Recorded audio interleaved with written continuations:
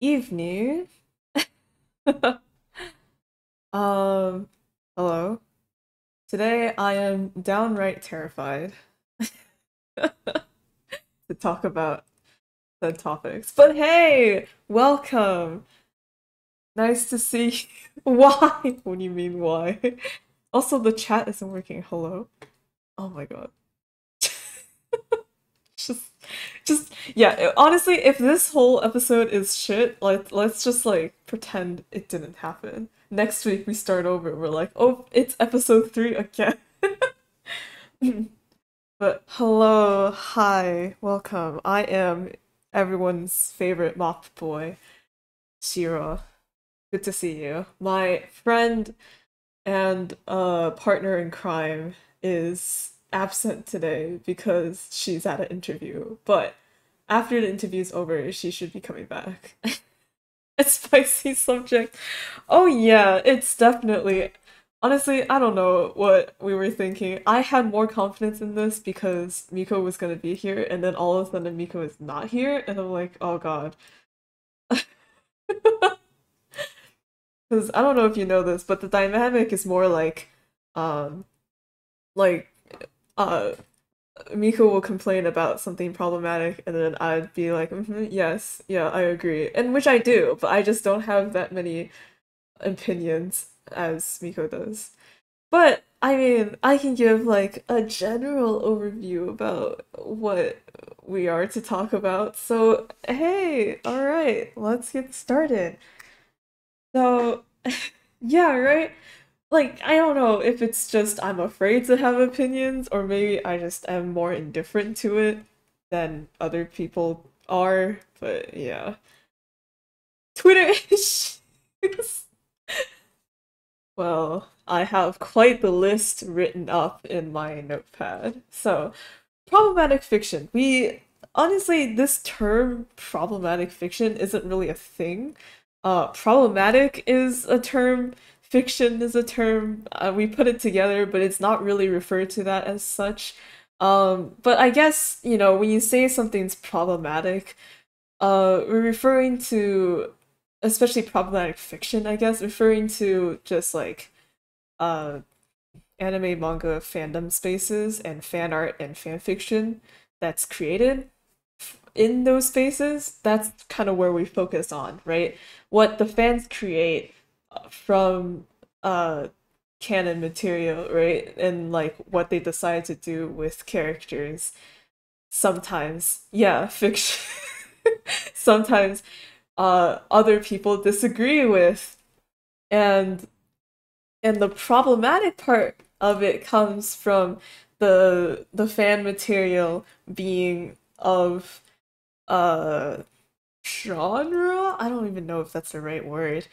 It's like it just has something to do with stuff that is illegal or at least heavily frowned upon in real life.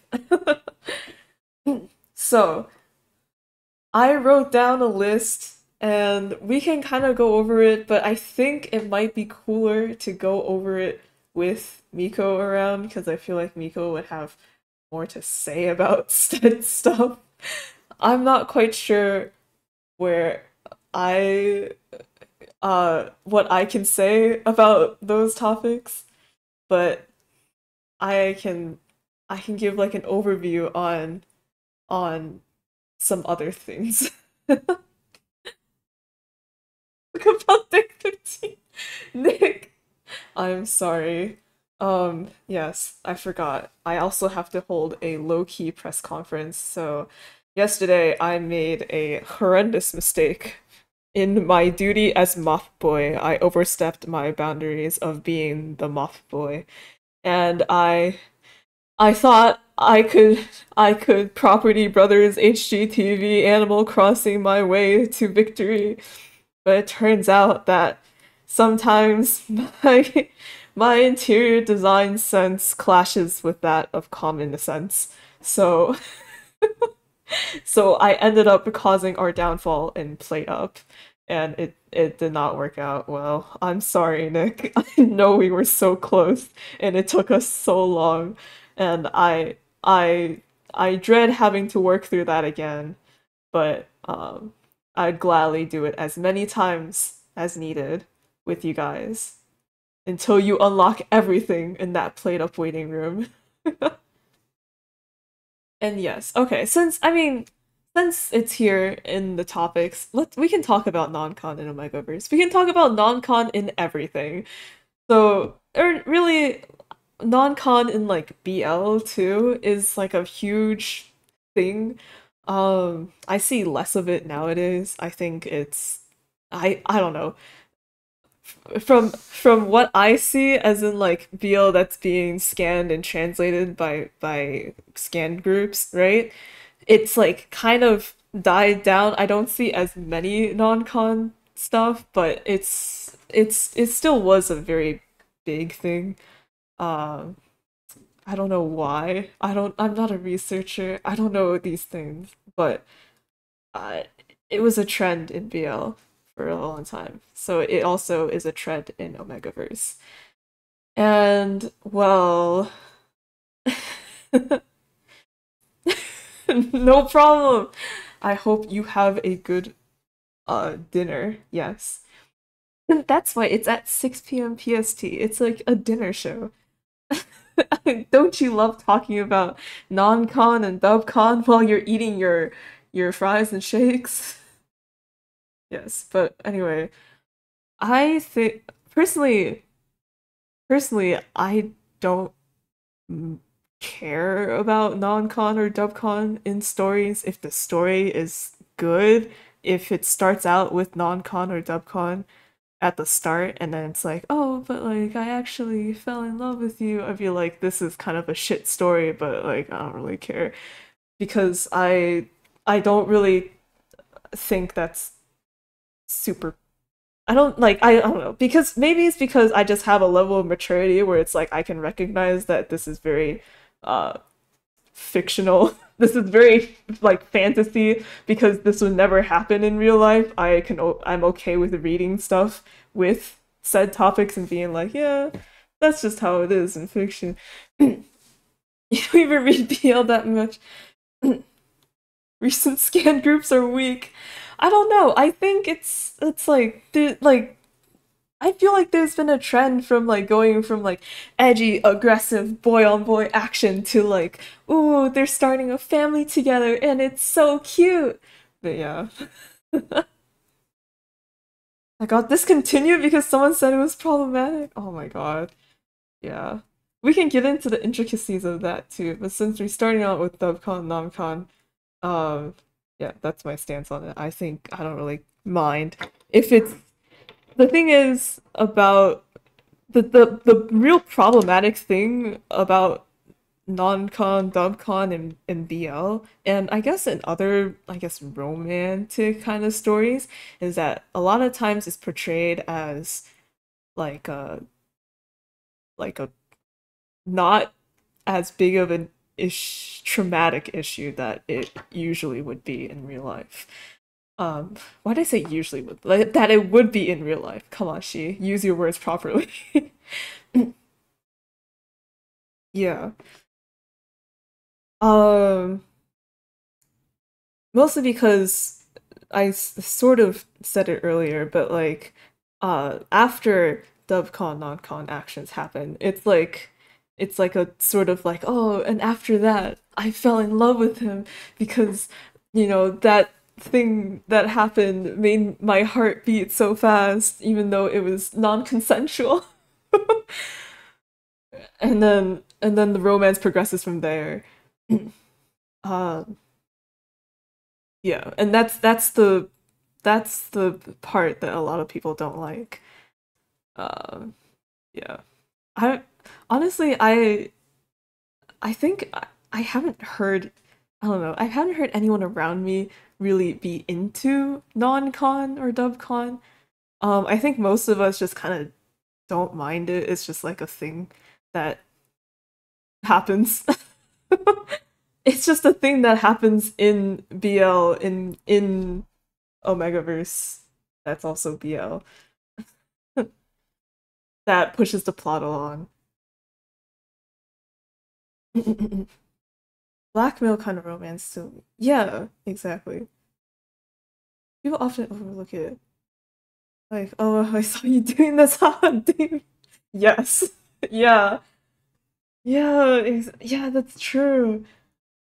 Man, we should do like a whole episode on like BL that we've read that just like was had like like a really bad story. Like the stuff that I complain about in E after reading BL. Where it's like I can't believe this guy was like stalking this other guy, but then after it was revealed that they were stalking the other guy, they turned it into like this fluffy romance thing, and I was like, this doesn't make any sense. I thought this was gonna be super dark and edgy, and then all of a sudden they're trying to make dinner together. I'm so confused. But yeah. Yes. Yeah, I think like I don't know. Emily, I'm sorry, Nick. Yes. Um, but yeah, DevCon, non-con. Uh, Shoot, I had a thing that I was gonna talk about and then slipped my mind immediately. Oh my god, I feel like my memory is getting worse and worse. Uh, um, yes. Yeah, there's a lot of wacky stuff that goes on in there, but hey, uh, kind of going into like an overarching uh stance on problematic fiction. I kind of talked about it already. I let it slip through my mouth. I was gonna build up to it, but it came out too early. So basically, I don't mind problematic things in fiction because I know that there's a inherent gap between fiction and reality, right? Because I know that I am of the maturity, right, where I can recognize that, oh, this stuff that's happening. It's very cute. I like it, right? Not the dubcon, but like but this stuff that's happening in this fictional story, I recognize is fictional and fantasy, and thus I it won't interfere with my reality because I have the two different things separated in my mind. Yes, tagging too. We'll get to that. But yeah, but the I think there is a problem with problematic fiction uh when it comes to, I guess, younger audience reading it, because when it's a younger audience who, I guess, who doesn't really process these things correctly because they're just haven't been on Earth long enough yet, you know, that's where it does become an issue. But that is why tagging systems are so important. That is why when a website or a manga or a webcomic says, "Hey, yo, if you're under 18, don't read this." Like, watch out. I know we've all ignored that tag, but at least having like that there, it sort of warns people where it's like, hey, like this, this story will delve into topics that are more uh that are probably better for an audience that are adults, right? So if you're not an adult, you should probably steer away from this. And I know we've all ignored it in the past, but at least having the warning there is like sort of mentally like telling us like, oh, okay, so there's definitely stuff in this story that I'm not going to understand yet, or the stuff in this story that I should, I don't know, be more cautious of. Like whatever it is, it does something to you. The purity movement by the younger audience. Yes, that's the thing. So I don't know when this happened, but there there was more of a divide between like kids on the internet and then adults on the internet, you know? Kids will, because they're kids and they're curious, will like sometimes be like, oh, like what if I look up titties on Google, you know? But like otherwise it like adults also should oh wait no otherwise it's like adults have like this kind of responsibility to sort of keep stuff that is for adults away from kids on the internet by like properly labeling things, like saying, hey, this is 18 plus, hey, this is, this has like non-con in it, this has like other things in it, like you should watch out and don't read this if you're not comfortable with it, right? Like adults have that responsibility to like keep those the things separate, you know? But like but for some, there's this like yeah, so like the younger audience, I don't know when this started happening, but um for some reason is like advocating for everything within the sphere, the circle to be like completely unproblematic. Which it's like very unrealistic and also just uh not a good move because I mean people are still gonna write about that stuff, they're still gonna draw about that stuff, right? Yeah, exactly. Acting like it's like right in front of them when when I know for a fact that there are a lot of responsible adults out there who have like you could say more problematic interests, right? Fictional interests. But they know and they are responsible. Like they're like, "Hey, if you're 18 plus, don't follow me, you know? I will like block you if you are a child." You know, like they work on this stuff and they like try to keep kids away from this. So like, you know, and then so there is like sort of yeah, I don't know. They have that responsibility and they're working on it. Yeah.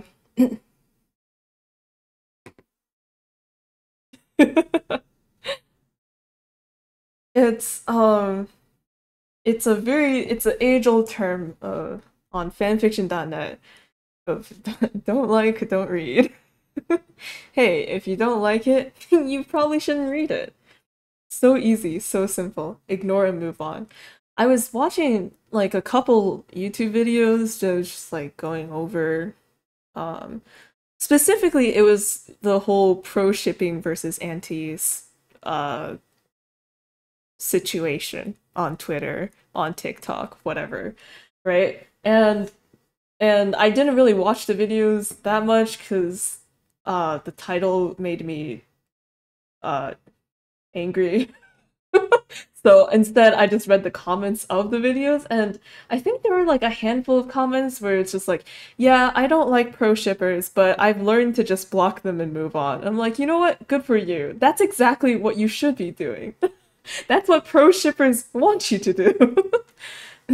And I say pro shippers in like a very loose term. I'm not. I guess I can look up the definition, but I think the definition is just like people who are like, yeah, you can ship anything, you can do whatever you want. It doesn't really matter as long as you just stay in your lane, you know. Water.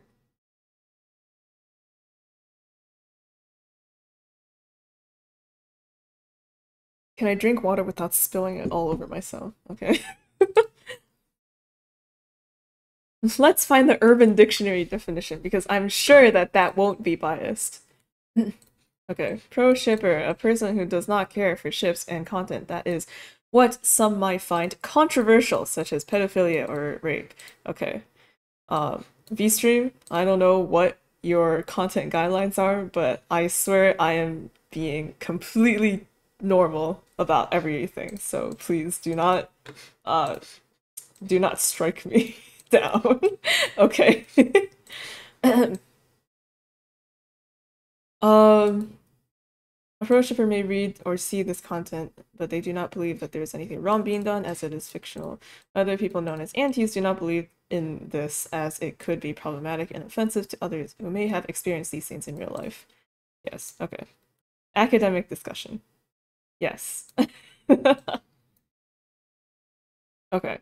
So yeah, pretty much. It's just a person who believes like you can ship anything, anyone, anywhere, you know, as long as long like this doesn't really list it, but I guess um for me at least, like as long as you're tagging it properly, as long as you you're being mature about it and you're not shoving it in other people's faces, you're welcome to do whatever, right? And I think that's a good sort of middle ground sentiment that a lot of people can agree on. I don't know. I think so. I think I'm being logical in that. um yeah. But I guess before Miko comes back, we can touch on the other side. So problematic fiction, well, it's gotten this name of being problematic for a reason, right? And obviously it's because it's stuff that is illegal in real life. Um, but people believe that even in fictional settings, it shouldn't exist because it can harm people who have experienced those bad things in real life. Goblin Slayer. It's a wasn't indicated title. Goblin Slayer? Wait, which one is that again? I'm sorry, when you said Goblin Slayer, my first thought was the fucking like Goblin Cave thing that Miko was watching yesterday.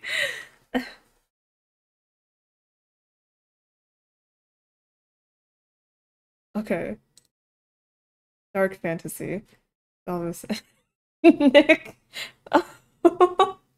No, don't worry about that. That is something entirely different. But yeah. Yeah, exactly. I think at least in fandom spaces, it's become it's just like like I guess internet etiquette to tag stuff and um to tag stuff and just, make sure people know what they're getting themselves into. Goblins have no females, they have to steal other humanoid women. Opening scenes very Ah, I see. Is monster fucker problematic, or does it depend on the situation? There is actually a thing, I forgot the name of it, but there is like a monster fucker law that you have to abide, and then it will be, quote, not problematic. And that law is that if the monster in question can speak a language that the other person can understand and they can communicate with each other, it's not problematic. Otherwise, if the monster can only make monster noises and can't speak, then it is problematic. Yes, the Harkness test. Is it Harkness? I don't know. They had a name for it. I forgot what it is, though.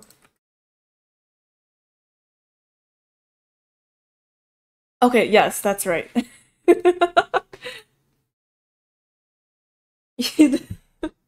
The more you know. Yeah. Yeah, exactly. So you want to fuck a fictional creature? Give it the Harkness test first. Hello? Oh, Miko! Hello? Hello? You can hear Hello? me, right? Huh? No, I just asked if you can hear me. I can hear you, yes. Okay, So you want to beautiful. fuck a fictional creature? Give it the Harkness test first. Does it have human intelligence or greater? Can it talk or otherwise communicate with language? Is it of sexual maturity for its species? And then if you answer yes to all of them, then yes, it's okay. That's the justification. I see. Wait, let me boot up YouTube Studio for you. Yeah, okay. Um, I haven't gone down the list that I have because I was waiting for you. I know that you would like to talk about Aww. these things. Yes. I saved incest, age gap, and all these things just for you, Miko. The stream is gonna get banned.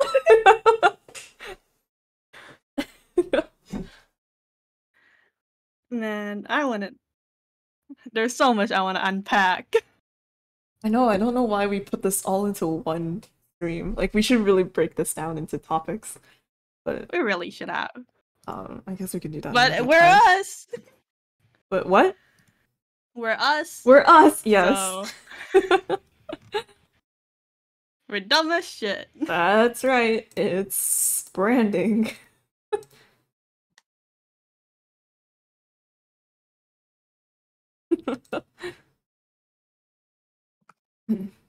Okay. Um.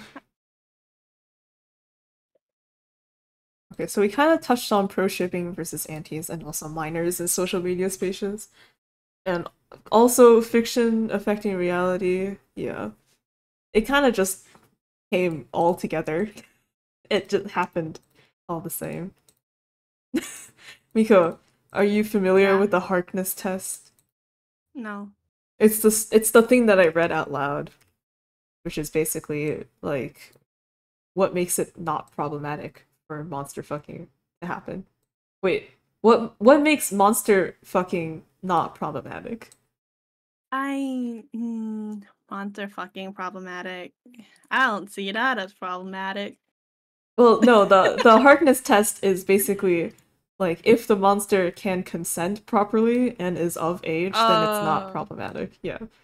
Oh, then otherwise it's just bestiality. I got you. I Yeah, yeah, got yeah. you.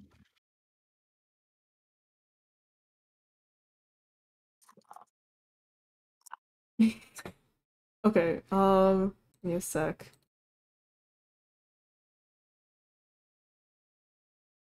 All about oh shit. I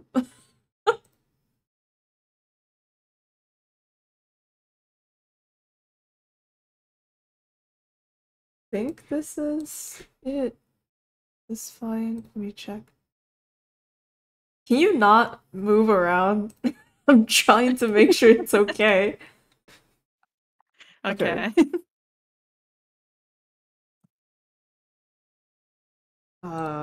Oh wait, let me also let me also here. You I see don't it? need to do that. I got your stream open. Oh, okay. Well, I mean the lag, the latency.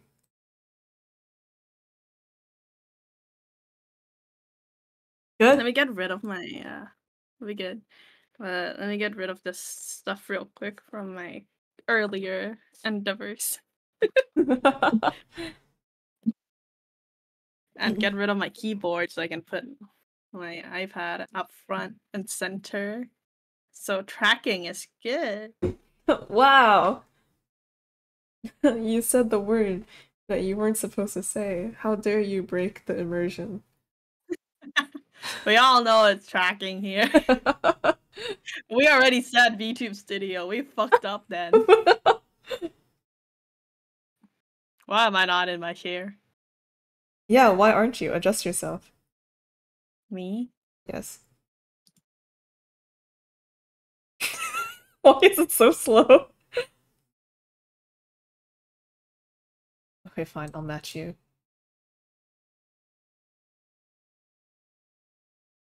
Oh yeah. Well, I mean, I have a whole list of topics. We can just go down each one and just talk about it. Good? Okay. Yeah, we good, we good, we good. All I was right. just like eyeballing the adjustment.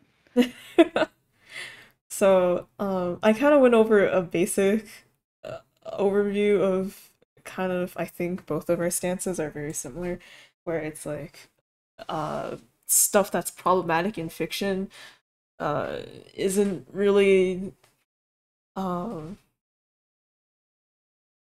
how do I say this? Like it isn't really that big of a deal, at least to me, because I know that there is a separation between the fictional part and the and reality. And I mean, yeah. yeah. You want me to give an example? Sure. Go ahead. So everyone has read Animal Farm by George Orwell. Oh yeah. Animal Yeah, Farm. just because he wrote that doesn't mean he wanted animals to take over the world. It's actually a metaphor for something else. Okay. You can write stuff about other stuff. Wild! I mean, like, but it's a little different when you're talking about a metaphor. Because Okay, here, let me change it up. okay, all right. You ever play games You ever play games that are war related Uh-huh, and you yeah. love those war related games Uh-huh, and you yeah. kill people in those war related games? Do you Uh-huh, pick up a yeah. gun and go outside and kill people after you Uh, do that? yeah, no, that does not quite happen. That does not happen, indeed. Same Yeah. thing. I read stance before like 2 years ago on Twitter. It was talking about like yeah, fiction can affect reality, but it can only affect as much as you let it affect because like you as a person have to make like the conscious decision to like sort of act in the way that you saw in fiction. So like if you enjoy a piece of problematic fiction material, right? If you never act upon if you ever like commit those crimes yourself, you're fine. You're not insane, you're not um a criminal, right? It's like if you play shoot like Miko's example, if you play shooting video games, doesn't mean you actually kill people in real life, right? Right. Right. And there's also things like I like how you say it only affects as much as you let it affect because like yeah, I've read a lot of straight fiction. I'm not straight. We know. It Yeah? only it only affects me as much as I let it affect me. Reading a hetero shoujo romance turned me straight. Yeah, I've never longed to be a super feminine damsel in distress so much before. Yeah. That's just, like I think it's also like it's similar to how you can't punish people for having uh thoughts about crimes. Like you can't punish people for thought crimes. You can't punish people for like intrusive thoughts because it they didn't really hurt anyone, you know.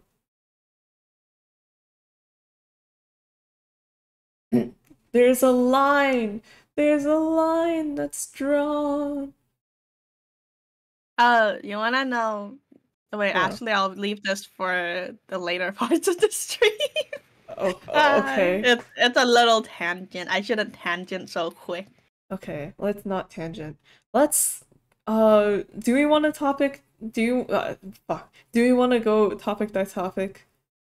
Yeah, we can go Thought topic by crimes. topic. Keep Yeah, this organized. it is in 1984. Yeah. That is scary. It is very scary because your thoughts should just stay in your brain and and you shouldn't be punished for that. But yeah, okay. That's very like what do you call it? Psychopaths. Psychopath? What do you mean? No, Psychopaths, the anime.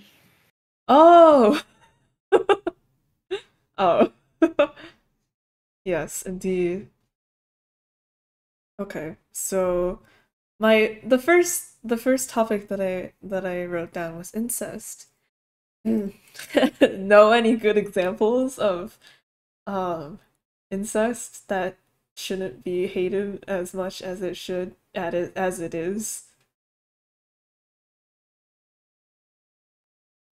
That isn't even real incest. I mean, one of the most famous rom-com is Oreimo, Oh, right. where everyone was rooting. Well, not everyone, but like a lot of people were rooting for like the other girl. That's not his actual sister, but he ends up with his actual sister Hmm. because the fucking title is Oreimo.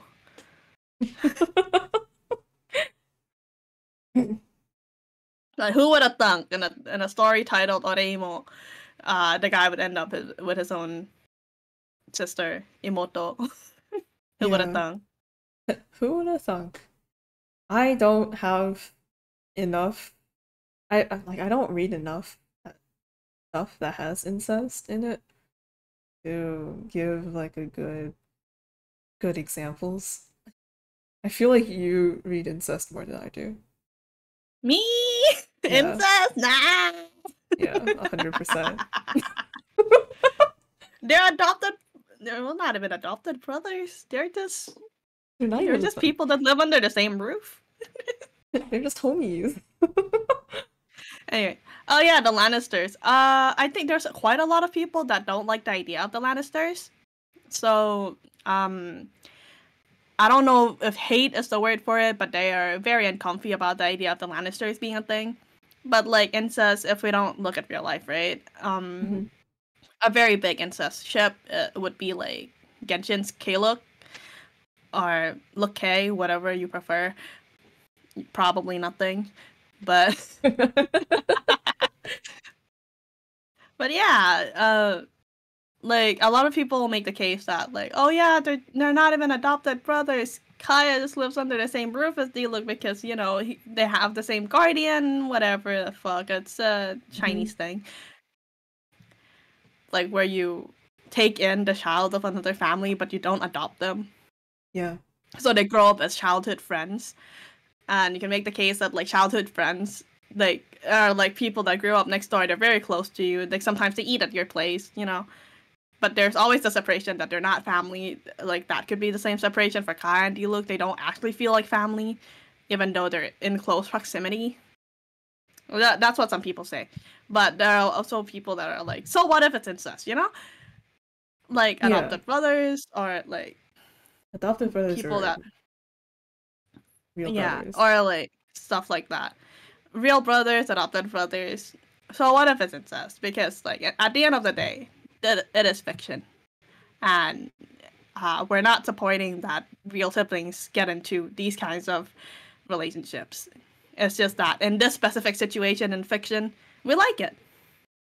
Yeah, exactly. There's a lot of other things that like in quotations and not quotations, but like it is incest by law. There's like a novel rom-com I used to like reading when I was younger, where it's the girl and the guy are friends in school, and they go home, and turns out their parents are getting married Oh, because okay. like So they're the girl's dad is getting married to the guy's mom because yeah, they're yeah, both yeah. single parents. And now they're related, but they like each other. What do? You know, there's also that type of incest where a lot of people like to say like, "Oh no, that's not really incest. They didn't grow up together. They're just friends. They're just It's step just incest by siblings. law." Like, suddenly incest is okay because it's just law. It's okay. Yeah. I think yeah, yeah. I think like if a pairing is really good, I don't think incest should stop it. Or like I don't think the reason being incest to should be the reason to not ship it, basically. Like if you don't like the pairing for any other reason, that's fine. But if it's just because it's incest, then I don't like I feel like that's just not a good counter argument against it. I But think there's also like a lot of incest stuff, right? It's in fiction. Rarely is it ever like siblings. Rarely. It's usually things like mom and son, or like the boy and stepsister, or like girl and stepfather, stuff like that.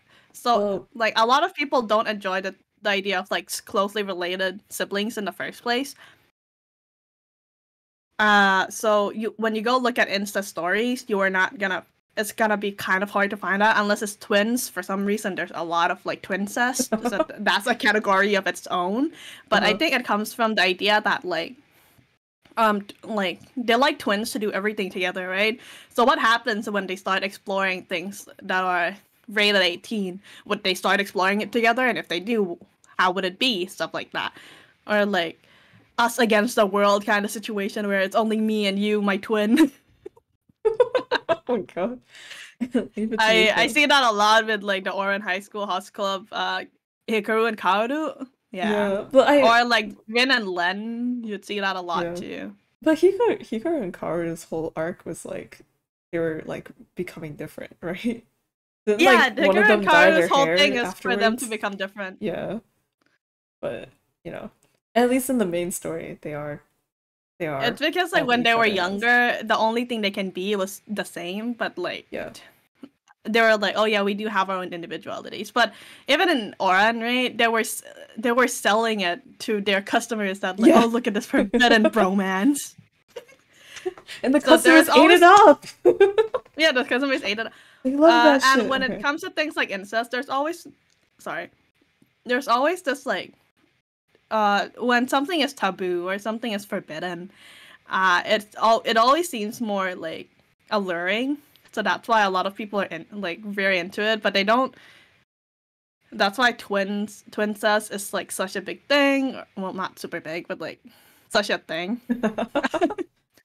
And that's why there's things like, oh yeah, step brother, step sister, step mom, step dad, or like the son and mom. Son and mom is very very popular, honestly. Or like son and aunt is very popular. What's that Greek mythology thing where he marries his mom and kills his Oedipus? dad? Yeah. Does that count? No, because he gouged out his eyes after he found out that was his mom. Oh, I forgot about that part.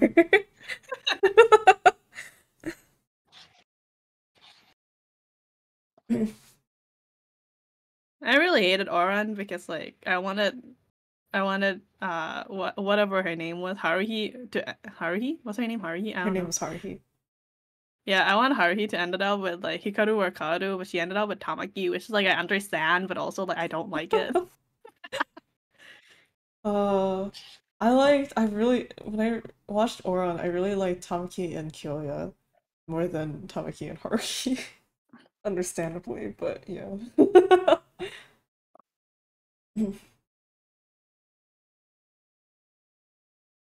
But yeah, incest. But Very yeah, fun. named under someone who tried it everything he could avoid it. Yeah. Um, yeah, incest. Though I think I'm yes, incest is legal in reality. I'm very sure. Yeah, Uh, unless you're like Sigmund Freud, what? who would not like Sigmund Freud. Okay, when I get into Freudian psychology, Freud was like, everyone secretly loves incest. Oh, right. He Right. was like, No. if you're a girl, if you're a born woman, you want to kill your mom and marry your dad because that's your ideal man. Right. And if you're a dude, you want to kill your dad and marry your mom because that's your ideal woman. So when you go, but you can't do that because our social construct says you can't marry your parents. So you go out and then you find a lover that's as close to your parent as they can get. Right. No. But yeah, So yeah. incest. I'm pretty sure there's some like biological sciencey part that's like if you do have like let's say if you like date a brother and you're like a sister, right? And then you have a child, like there's like a higher chance of like birth defects or something like that. Yeah, yeah, yeah, yeah. Yeah, yeah, there is that too. But I don't know. How So, much weight do you put on incest part being blood related or not? yeah. In fiction, right? So in fiction and in reality, it depends on how you write the fiction. But when it's blood related siblings Hmm? or blood related like parent child, there's always this thing where it's like there's a power dynamic, right? That's why people are like, it's so problematic, it's so unhealthy. Like usually in the fiction part, they'll be like, it's because the power dynamic. You're like, the power dynamic is really Like if bad. it's Like a one of parent them and is a always child or yeah, or like older sibling and younger oh sibling. okay. Like so, there's always a power dynamic there, and like it can't be a healthy relationship because like if there's a very clear power dynamic, it's always super toxic, is what they say. Hmm. That's their thing because in fiction we can always get around the birth defects because it's fiction. Yeah. That's why they always bring up almost always they'll bring up power dynamics. Yeah. What else? I'd say like if I don't know, if it's a pairing that's written well, I think it's fine. I don't know. Yeah, yeah, I yeah. haven't seen enough incest again, but Honestly, what I don't see, uh, even toxic relationships, right, with a power dynamic can be written really well. Like, it doesn't have to be written to be desirable. It can be written to be super undesirable, and that still be good. So I think like you shouldn't not like I understand it. You know, it can ick you out, squeak you out, and stuff like that. But if the tags are right there, if they warn you about it beforehand, like a story titled Oreimo, where the brother gets with the younger sister, it's in the fucking title, and then you complain about it later, I think that's The on you. Western audience doesn't bother to learn Japanese. Sorry. They translate the fucking title to My Sister something. My sister can't be this cute, yeah. Yeah. I think it's definitely a thing that goes for all of these topics, but like, if it's tagged properly and then you walk in, you know what's gonna happen. Um, Also, like if it's tagged properly and you go searching for it, it's just like sometimes, some days, you just want to read something kind of fucked up. And And then you complain about it being fucked up. That's on you, my dude. That's like, oh yeah, I have a peanut allergy, dude. And then I ate the thing that said it had peanuts in it. Now I'm having an anaphylactic shock. I mean, I didn't say that they complain about it. It's like if you some days you just want to read something fucked up and that's just it. Yeah. But yeah, I don't think weight on like I don't think there's like any weight you should put on any certain aspect of it, fictional incest, because like blood related, not blood related. In the end, if you want to call it incest, it's still incest, and incest's okay. You write it well. It Yes. depends on how you write it. Sometimes incest is just porn, and it's like, well, there's a Honestly, a market lot for of that. these things can end up just being porn. Like there could be zero romance and it's just like a kink. Yeah. Yeah. Oh, actually, one of the most searched like porn categories, or like the porn Oh category no, is people it stepbrother, used to go on. stepsister? Yeah, it's actually stepsister. Oh my god. Yeah, exactly. Hmm. Yeah, help step bro, I'm stuck. Yeah. Yep. Yeah. And like I think when you're talking about like problematic stuff and you're pointing at porn, it's like, well, it's not supposed to be like anything else, you know? It's like it's supposed to be like that. I don't know what you were expecting. Like this isn't really like It's a supposed deep to be fictional. story. It's supposed to be bad. It's fictional, it's supposed to be bad, right? But like that's what it is. You came here for that. I mean, there's a very famous automate game called Brothers Conflict. Oh, right. I've never played. I've never. I've only heard the title. Basically, her single dad married the single mom who has like 10 sons. And then now she's in this family with 10 sons, and they're all her stepbrothers. And like she dates whichever one you go for. Oh my gosh, that's funny. You can actually also go for her squirrel, so you don't have to go for the sons at all. Her what? Her squirrel? Squirrel, yeah, Like the animal? yeah. It turns into a human. Oh, gotcha. I was like, yo, monster fucking? Pretty progressive. Kidding. I want an ultimate game that's full of just monsters. Like ultimate game, not there's Gal game. Sucker for Love, the Eldritch horror dating game, but that's like L Yeah. game. Yeah. I want a monster fucker ultimate game. When are we gonna get that? Is I don't know. I feel like it should exist already, but if you haven't heard of it, then Okay, next. next. Hmm. Hmm. Yes, I wrote down the next topic I wrote down is age gap. Woot woot. Ah, I know you age love gap, that one. my favorite. It's so stupid. uh, let's start with the like age gap that people are okay with. Okay. Yes.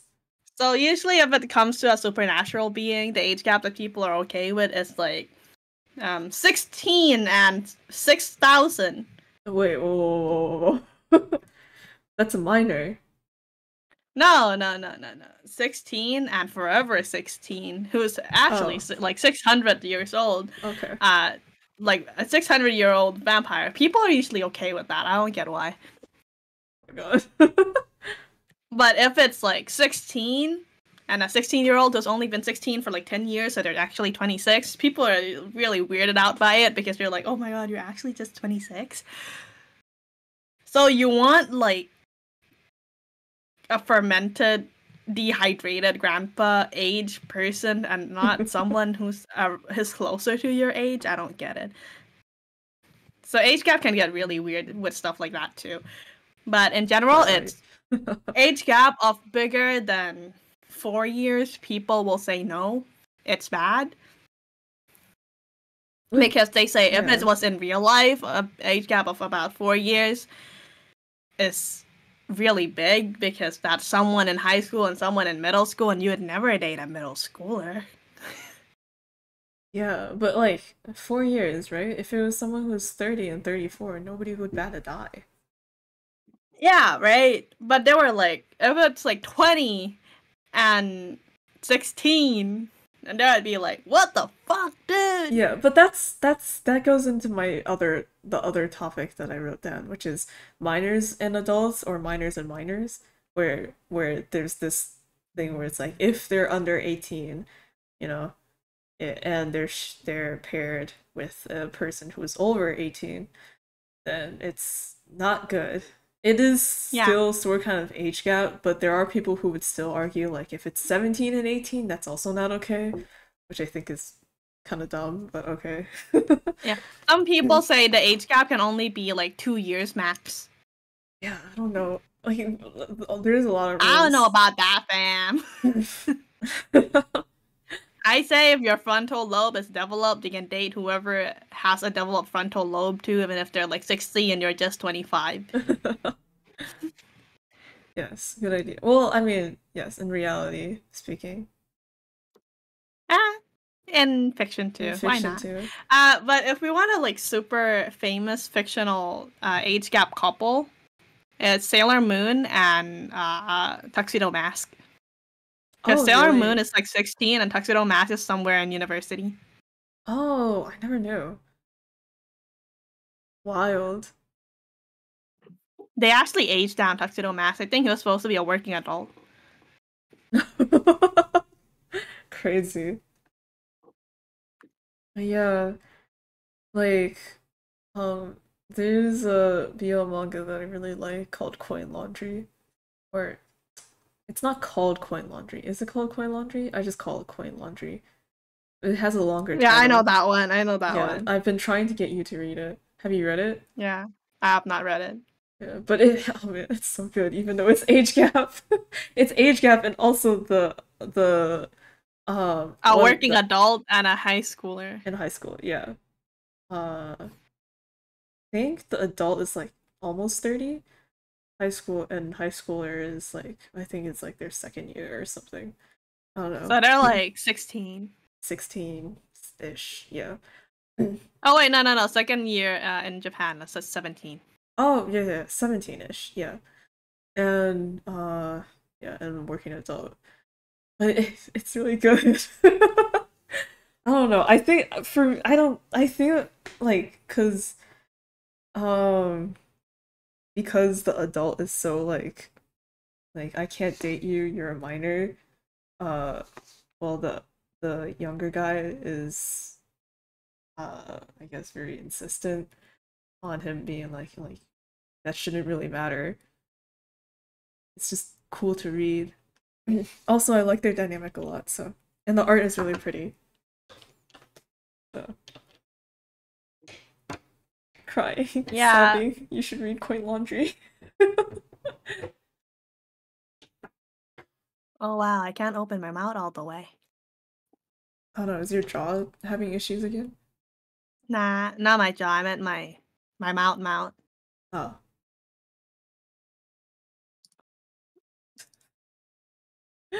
Wait, coin laundry, right?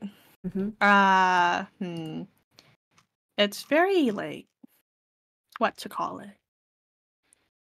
It's good. It's very good, but it's like a lot of people have a problem with that thing where it's like, oh yeah, the working adult, and it's like a young child. Yeah, The exactly. relationship can never be healthy, and if the relationship's not healthy, and that means that piece of fiction is bad. You shouldn't I romanticize. If it is healthy, they'll say you shouldn't romanticize age gaps. yeah, but it's so good though. It's all good I though. tried to recommend it to my friend, and my friend's like, no, I don't like age gap stuff. And I'm like, that's fair. I can understand it. I'll respect your tastes, but man, you're missing out. Okay. But yeah. Oh, there we go. Now I can open my mouth all the way. Hey, welcome to the land of freedom. Freedom of speech. You can see my teeth, Wow, that's great.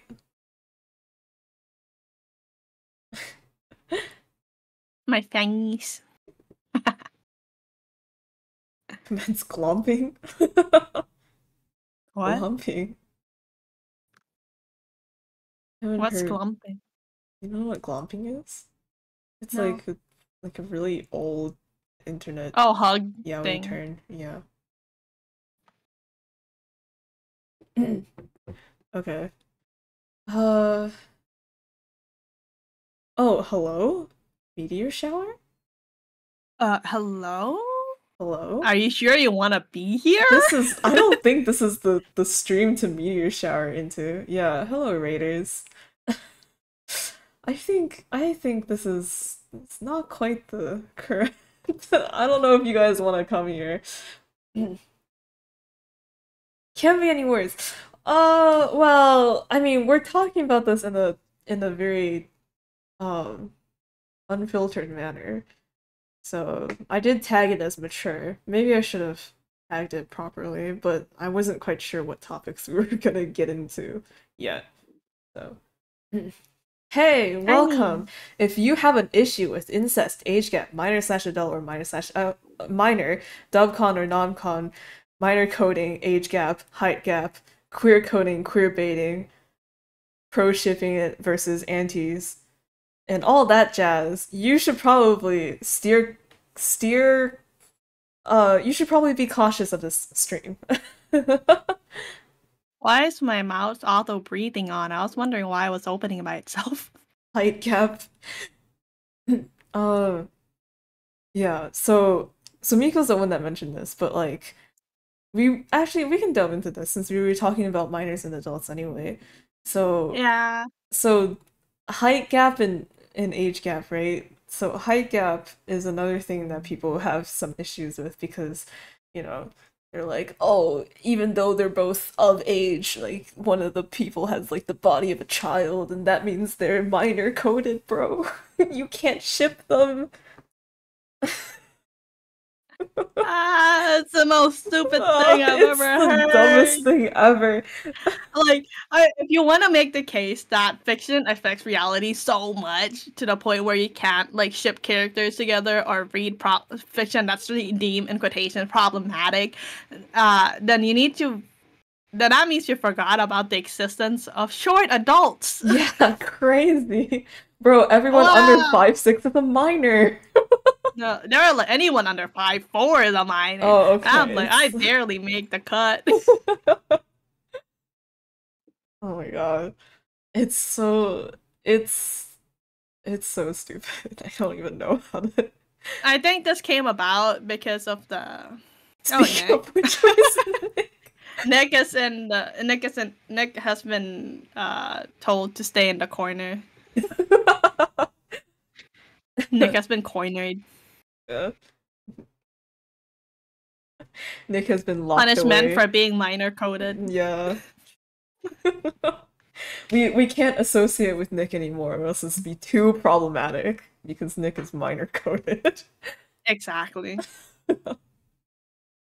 Oh my god. Yeah.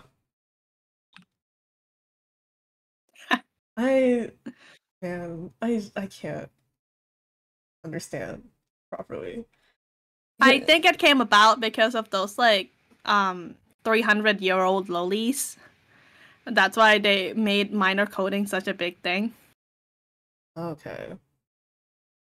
But Uh, then they started applying minor coding from like characters that actually look like tiny children to characters that might look like teens or just baby faced characters because the mangaka or the whatever artist cannot draw old people. yeah, it's So just they're like the like, art everyone here is style. minor coded. Oh no, the problematic art style. Man. Ugh, yeah. It's too much. I don't know why we decided to to put everything into one giant topic. Poor Yeah, things. and so there was like that piece of fan fiction where it was like Sherlock fan fiction Sherlock, okay. that was making fun of everything. Where it's like, I can't date you. I'm actually 5'4". Oh I'm no! shorter than you, therefore I'm minor coded. You mean I've been dating a minor this whole time? Or someone who is similar enough?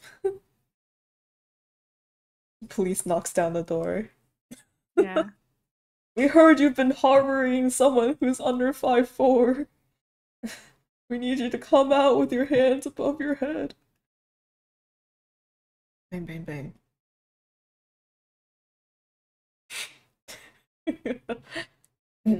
Yeah. There's also, if we want to move on to another topic, still sort of similar, minors and minors shipping together. A lot of people find that problematic too. They just think that you shouldn't ship minors in general. And I saw this mostly with My Hero Academia when I was, this was a while ago. I don't know how it is now, but back when I was younger and reading stuff in that space, a lot of people thought it was like, it's really weird that you're shipping all these high schoolers together. And I'm like, are you serious? Like, this has been happening for forever. Also through fiction, but The like and they're of like the same age too. Like, you've never had a crush on a classmate? right. Or like let's say, okay, so shonen anime made for shonen kids, Yeah, high school, middle school kids. yeah. Are you saying that those kids cannot ship these characters? These characters that are made for them to enjoy. They can't What? play with them, ship them just because the minors are characters, even though these kids are also minors. Or are you saying that only adults cannot ship minors because They're that would be adults. weird? They're But filthy then adults. again, these are works of. But what about kids that grew up with a story, but the story didn't grow with them? Like when I liked Hiroaka, when I was reading Hiroaka, I was 18, like 17, 18. It's been Yeah, so yeah. long. But the character story didn't grow with me. Are you saying that I'm no longer allowed to ship them the moment I hit 18, 20? That's crazy, bro. The moment you turn 18, all the shonen manga is just like banned from you. Yeah. Yeah. That's crazy, You try to bro. buy a copy at Barnes and Noble, and the clerk is like, "Oh, let me check your ID." Like, "Oh no, You're 18 and over. this book is not for you." Not to mention Yeah. also like the demographic for shonen manga has changed a lot. Like, it's not just shonen. It's not just kids or boys who are reading it anymore. Like, it's just kind of like a universal media, even though it's targeted towards uh young teenage boys.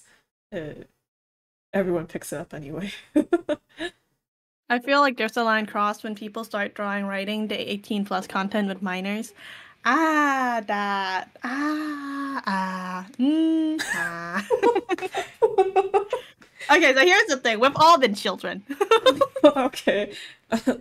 Yes, we've all been At what children. age did you learn about R18 stuff?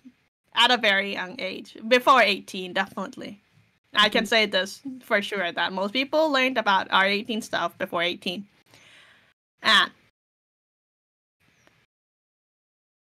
when you're that age, you would rather much see characters that are around your age getting it on with other characters that are around your age than see MILFs.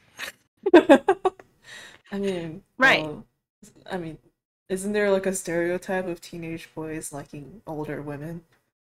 I mean, yeah, that too, but like, I wasn't a teenage boy. Okay, this is true. So I like characters that were much closer to my age. How am I supposed to find content for my age when everything is rated 18? Huh? I'm not saying that kids should be watching anything 18 rated 18, by the way, you really shouldn't be. Yes. But they will find it and they will want it. Yeah. And are you saying that they're not allowed it just because everything is under 18? Yeah. Or and like the people making these things are of course not the kids. No. Not. And the people making those things are not making it for kids. No. They are not making It's just them that for the kids kids. happen to find it.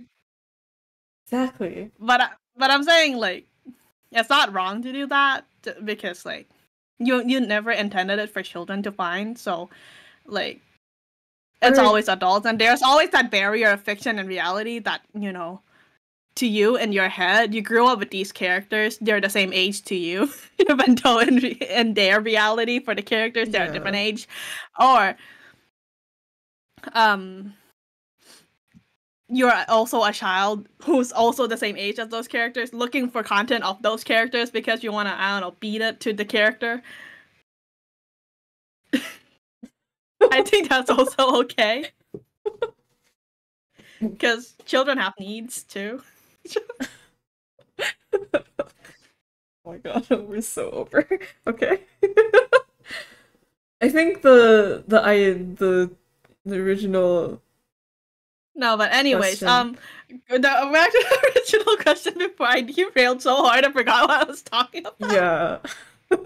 Is yeah, it should be okay to draw fictional characters that are minor fictional characters in an 18 plus setting because real life 18 kids under 18 are also probably in those in like rated 18 settings that just we don't know about it. So like when it comes to fiction, right, we can write it down and then not support it because it don't equal.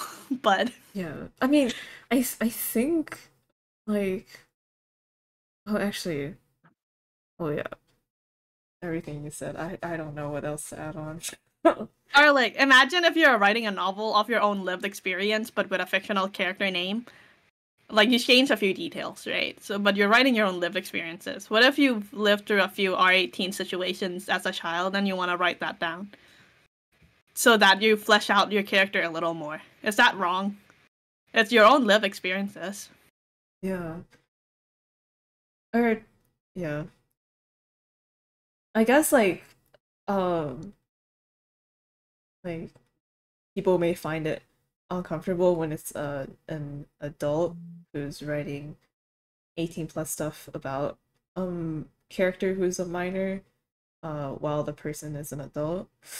But it's like I feel like even though fictional characters are technically like said fictional characters are underage, right?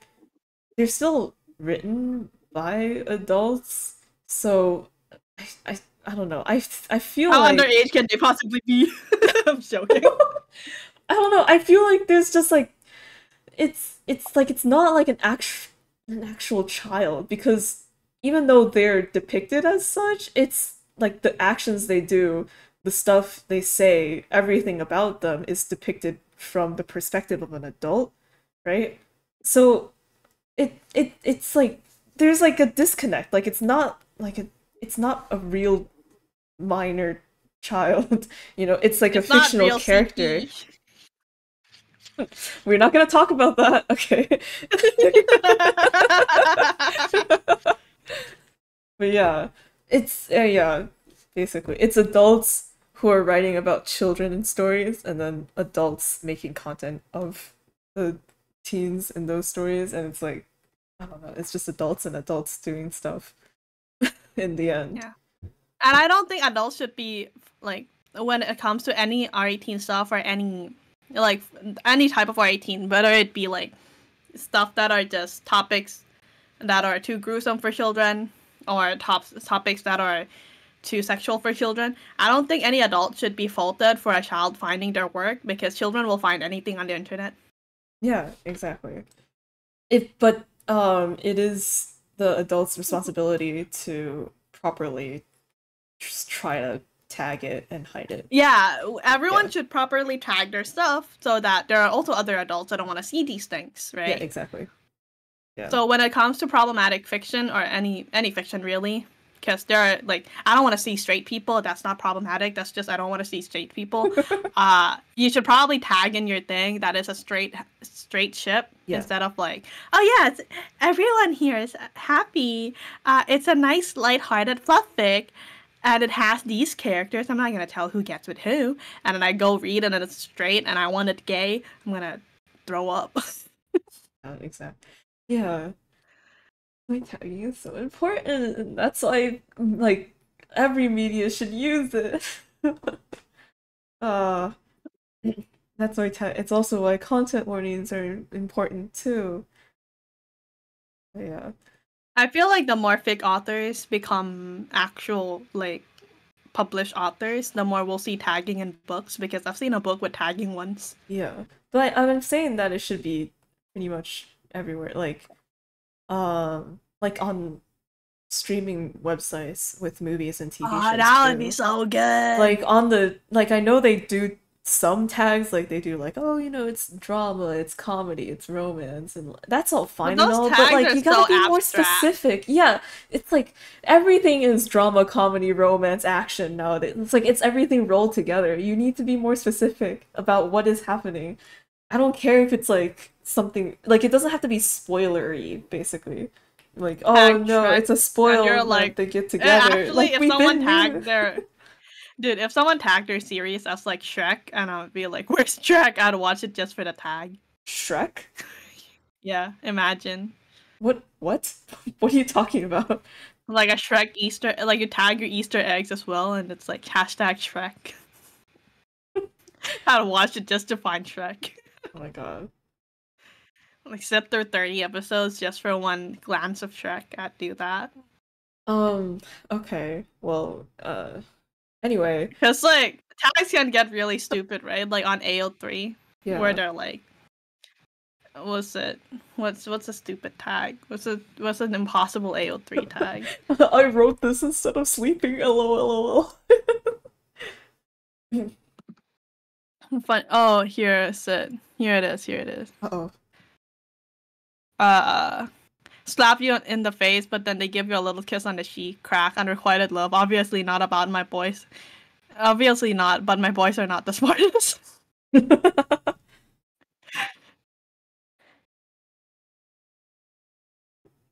Bilbo Baggins is the cause of Brexit, and then suddenly buttholes. I'd watch a show that has the tag suddenly buttholes. Bathing in ketchup. Erotic cake tasting. Yeah. Dude, go wild. Tag shit. If you tag it well enough, like you have a good tag, anyone will watch it just because of that tag. And don't be afraid that if it's like, oh no, but then it'll spoil the story and everything. So many movie trailers basically spoil the story nowadays. Dude, It's the entire movie trailer for like, what was it? Like Frozen? I watched it and I go watch this movie and I was like, that was just the entire trailer. yeah, exactly. Or like the only part of the movie that was not in the trailer that you have to watch is just the ending. Yeah. Everything Crazy. else, trailer. Like Oppenheimer. Oh, dude, you don't have to watch the movie. Just the like 3 minute trailer. That's enough. 3 minute trailer. You don't even have to watch a movie for the ending. We all know how that shit ended. Oh my god, yeah, yeah. God. Yeah, and you can still do plot twists even with tags, like, because your tag isn't basically saying what your story is about. It's saying, at least for like at least like the most necessary things that people would care about to know what's going on in your story. Uh, like is it gay, or is it straight?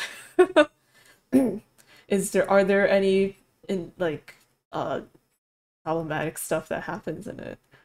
Um, and also, I don't know if it's even possible, but like if you can write down if it's like romance, you can write down like what kind of dynamic it is too. I feel like that would be so helpful in trying to decide what to read. Dynamic height gap. Height gap. Dude, if we're talking about like how height gaps should not be a thing, right? Because minor coding, Yeah. then like most Korean dramas should be banned because of the height gap between the female and male lead. Oh my god. Okay. Yes, that's a good like 10, 15, 20 centimeters height gap between the male and female lead. Banned.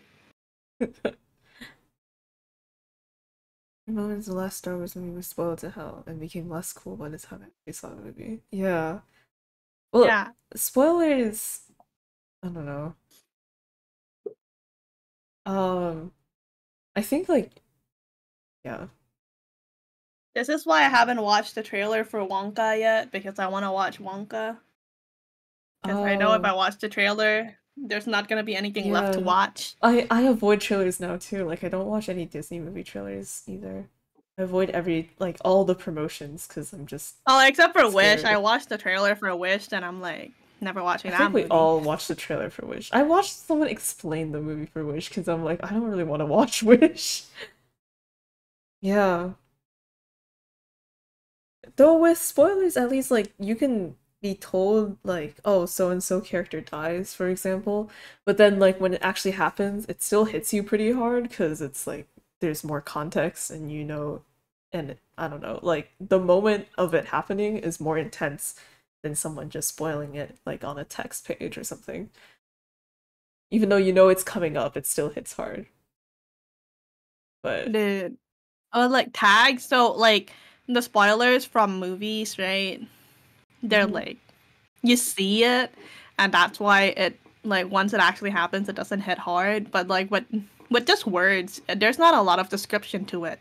mhm. That's why when you read a tag and then you go read the actual story, you're still very invested in the story.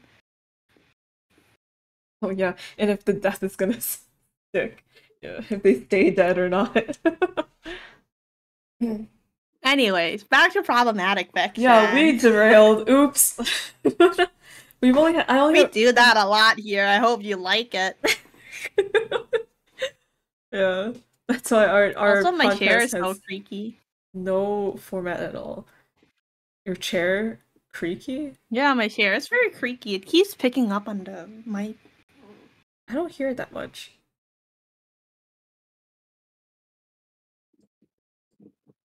I don't hear anything. Oh, okay. I think you're fine. If you talk loud enough, no one will hear. Okay, so I only have one other topic that I wrote down. So after What this, is it? if you think of anything else, it's the one you mentioned, queer coding versus queer baiting. Or queer coding or queer baiting, same Ah. sort of thing. Yeah, a lot of people are like, you shouldn't. It's 2023 now. We shouldn't queer code characters anymore because that's considered queer baiting, where the characters like seem gay but they're not actually gay. So you should just explicitly say whether a character is gay or not Yeah, and write that into your story. And I'm like, you don't need that. you really don't need that. Yeah, Especially because if being gay shouldn't be your entire yeah, if personality. the story isn't about a character being gay, which most of the time it isn't, I guess. Like there's really no need to like label them as such.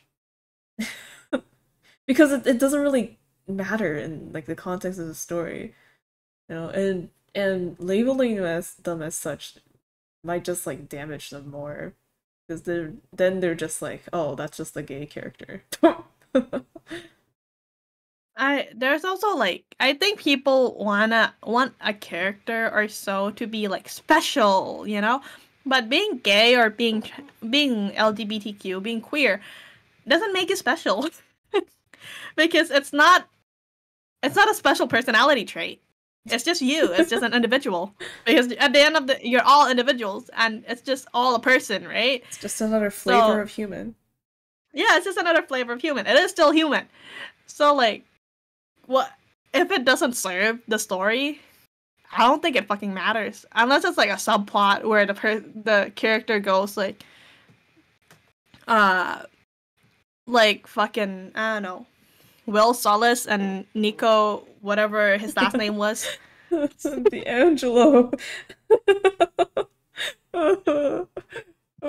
Yeah. Yeah, like Will and Nico, like that's a spin like that's a story that branched off on its own. That's fine. You can write that into your story, but if it's just like all of a sudden it doesn't serve any plot, any story, it doesn't even like it's not even a side plot. It's just yeah, so I'm sorry, you guys. I just wanted you to know that I'm gay. Like who gives a shit?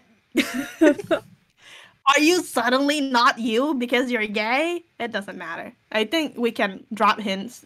And I think it's more fun too when you have like hints of whether a character is gay or not.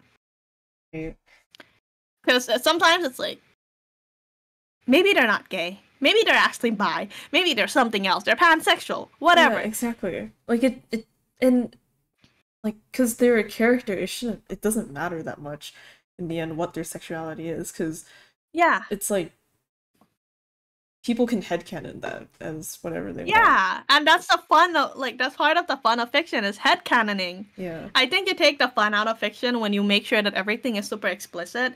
So I don't like, yeah, is queer baiting a thing? Yes. Have you seen Hikaru Karu? Yeah. What's another queer baity anime? Um Oh, all of Shonen Jump. every series in Shonen Jump, yeah. Queer baiting. Like the two male leads look like they're gonna get it on, but they never do. Yeah, exactly. Yeah. Like Love Simon, obviously you have to talk about him being gay because that's literally the whole That's plot. the entire That's the book. whole plot. That's everything. Yeah. But if it's a story that isn't focused on romance like a Shonen Jump, like a Shonen Jump story, right? Then it doesn't matter. Unless Yeah. you're going to like suddenly actually, oh dude, I want to see it an actual shonen story that's also gay. Like at the very end, it's like They would never.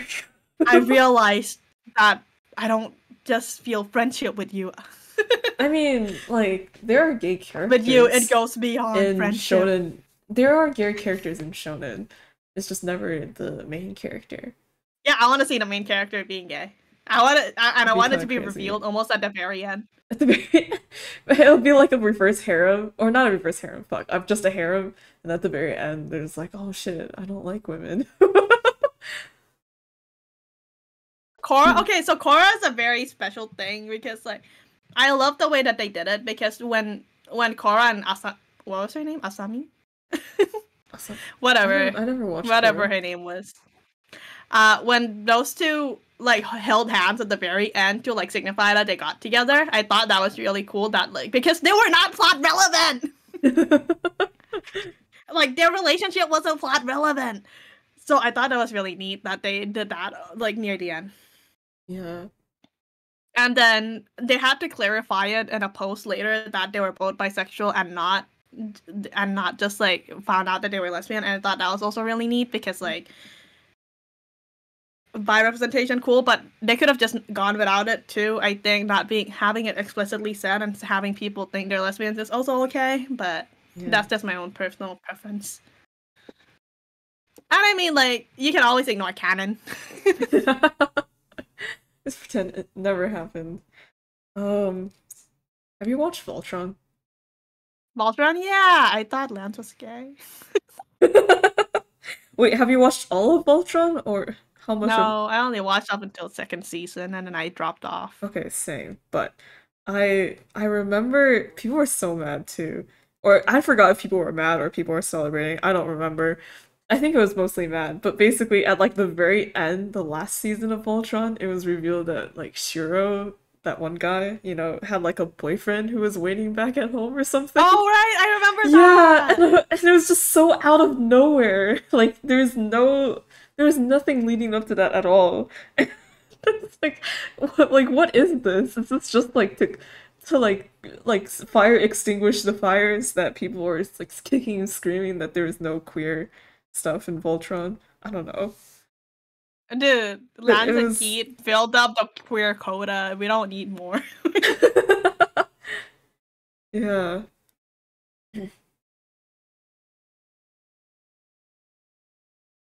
Uh, trying to think. Oh, and about Cora and the girl, right? They both dated the same guy, and then they dished the guy for each other.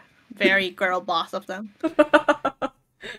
Because the guy dated Cora first, and then after Cora went and like disappeared because bending issues, he was like, "Oh, my girlfriend's gone. Time to date another girl," Oh my and that's what God. he did.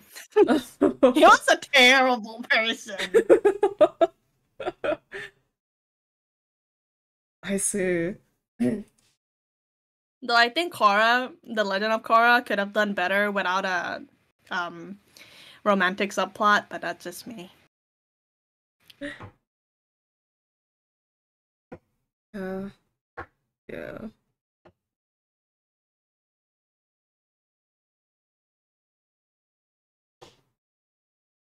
Okay, what Queer next? baiting. That was it. I think that was the last one that I wrote down. Um, Is it really queer baiting if they both turn out gay? no. I don't know. I want a story to seem like queer bait, and everyone was watching it and going like, "They'll never get together. Well, they'll never get together. We're not gonna get that." And then at the very end, they kiss, and everyone was like, "Oh, You mean Yuri on Ice? yeah."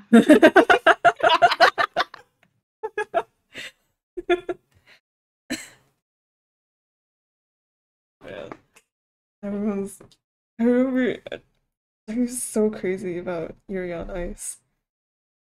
I I don't was not there when it happened. I was there when it happened. And yeah, it was really cool and it was really out of nowhere too. But It wasn't out of nowhere. There was so many things. no, I meant the kiss actually happening was out of nowhere.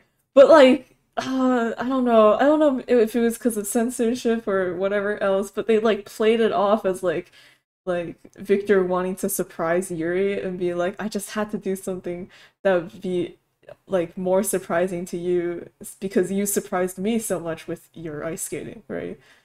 And like so like it didn't turn out to be like actually super romantic, though like their whole relationship can be sort of defined as such. Like they never like I don't know, I don't think it's um like it's not explicitly said. Feel like you could still call it queer baiting. Yuri on Ice. Dude, and they were like, "Let's get married the next time you get a gold." Is that not explicit enough for you? They didn't say they'd get married.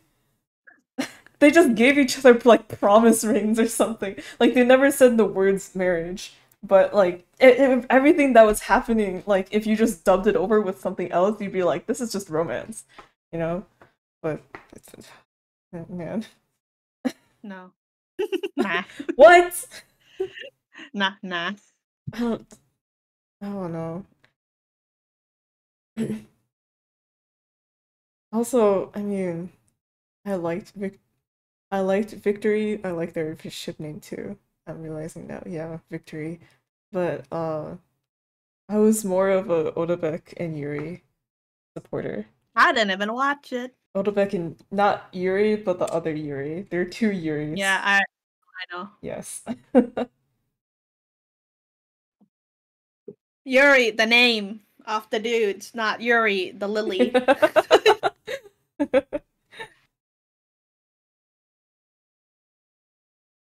Yeah, there's definitely Sokka and Katara out there somewhere, but why would you ship that when there is Katara and Zuko? Victory is Yuri, so true. Did Katara Zuko my favorite ship, and then Katara goes for Aang, and I'm like, why would you ever do that? Why would you ever fuck an airbender? Oh my god. 100-year-old airbender at that. Oh my god, age gap? That's so problematic. And people are like, no, it's not problematic. It was frozen in ice. His body didn't age. His body didn't age. Oh my god. I think age gap and height gap. Oh my god. So problematic. And He's I so feel like minor Zuko coded. ended up without dating anyone his entire life. I mean, go off King, but like that's kind of sad for his like considering he could have had something with Katara and Sokka's like biggest like love, like the biggest romance of Sokka's life turned into the moon. Oh right. Isn't that the like the that's rough buddy? Yeah. I've never watched Avatar, but I know that scene.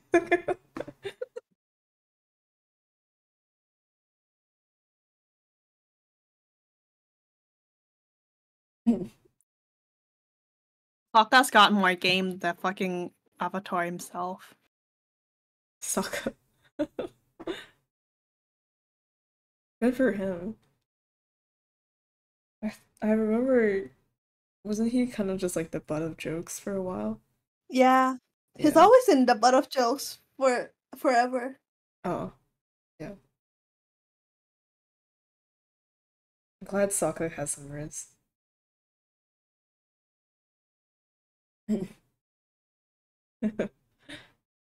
I lost my train of thought. Where are we going? Nowhere. Nowhere. We're on a midnight train going anywhere. Oh my god.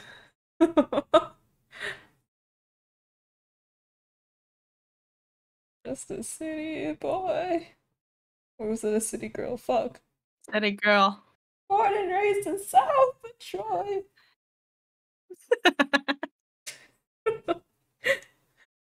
Alright, I think we've hit the we've hit the wall. Damn. There's definitely more to talk about, but just because it's not written down, it's we can just save that for another episode. Okay, so to wrap it up, fiction can be problematic, and that's okay. So long as everything is tagged properly, everyone can be happy. Yes, Dead agreed. dove, do not eat. That dove, yes. If you take anything away from this stream is that you should properly tag your stuff. And Yes. read the tags. And Don't read the just tags. tag it. Yes. If you don't like a tag, you can filter it out. Curate your own experiences. Oh yes, the marshmallow. And don't shame people for liking things that you don't like, because that doesn't reflect who they are in reality. If you shame them, that reflects more on you than it does on them. Okay. Unless they like straight fiction. Then shame them. Then for all intents and purposes, this is a joke. Okay.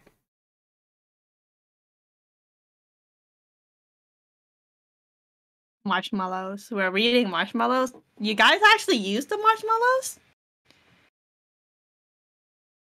Yes. Okay, so we can go over them. Um, okay, so you can read this one, Miko. I can read it. Can I read it? Can I read? Can you? Okay.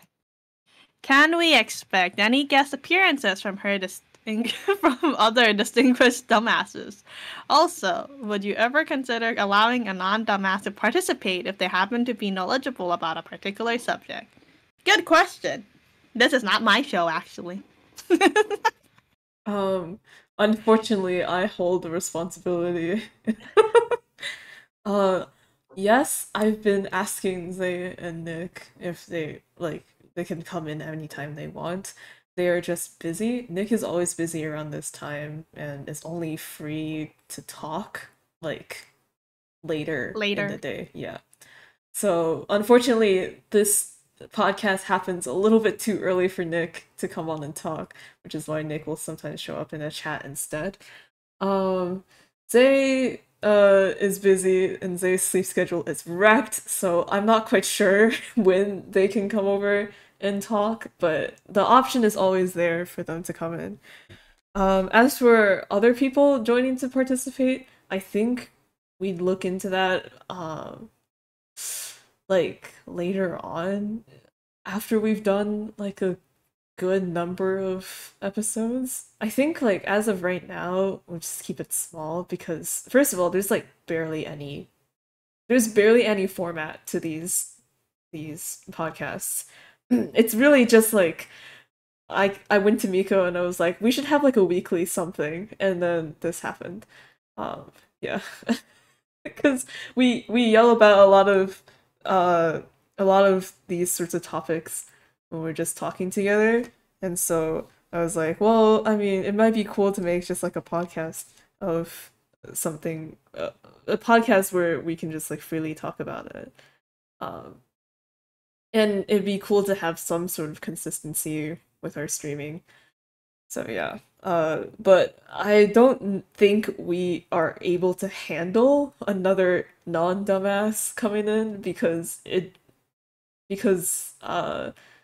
don't have the time to set that up as of right now. If this podcast gets, I don't know, if there's more of like a rhythm in this podcast where it's like we're consistently coming in like every week for like a good while, and obviously like after, we can only talk about so many topics by ourselves, right? Eventually I'll look into it, but as of right now there's no rush, basically. What do you think, Miko? I think it'd be cool if we have other people come in and talk, because they can obviously provide insight that we don't have, Hmm. and they might actually have different opinions, which would be really cool because like we can set up little debates. Yes.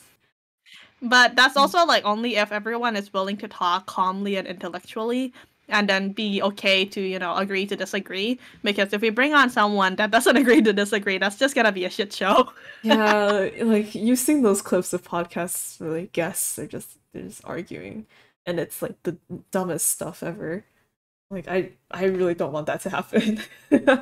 Like, it's like it would be nice to have like, say for example, if there was an anti on this like problematic fiction uh section, right, that we do section Mhm. episode, like if this episode had another like an opposing voice, and that's not just the two of us, where they're like fiction can set up like what you call it, can set up an expectation for people in reality and stuff like that, can normalize certain things. uh that would be very interesting as well, because for the two of us, we have very similar stances on a lot of things. That's why we're friends. Yeah. But yeah, having a different stance, someone playing devil's advocate would be really cool. But it could turn into a shit show really quick, and also probably ruin our chances of having more friends forever.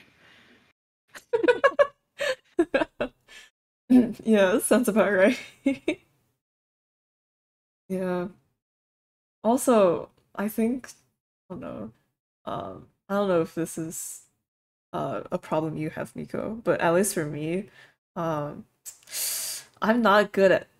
Can you please not sniff my back? Okay.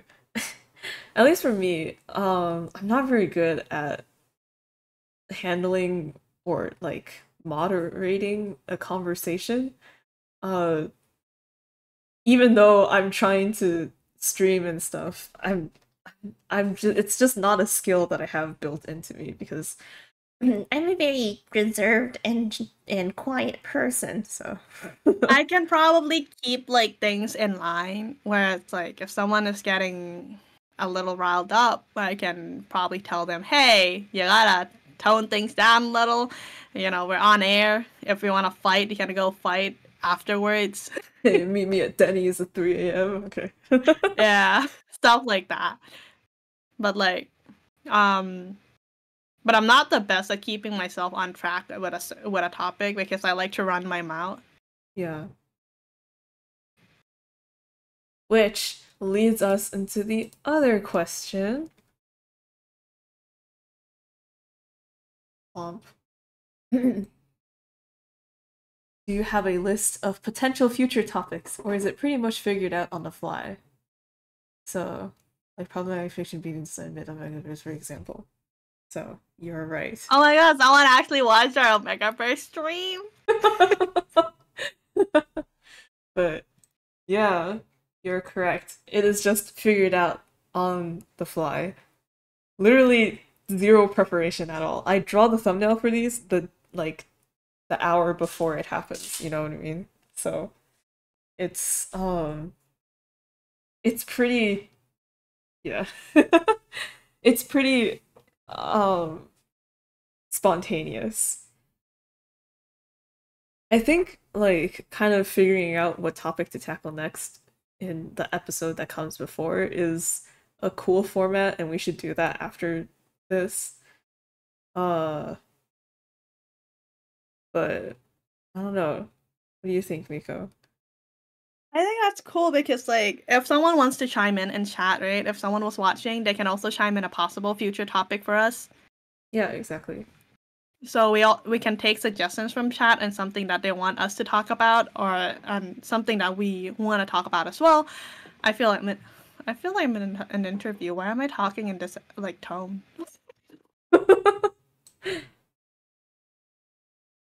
Yeah, I think it's neat that we do things kind of on the fly since there's no set format, which means that we Yeah. can do anything we want, and It is chat can pretty always much help us decide. yeah, it's pretty much the whole vibe of this series. It's just like both of us come on at the same time and we talk about a topic and then until we derail.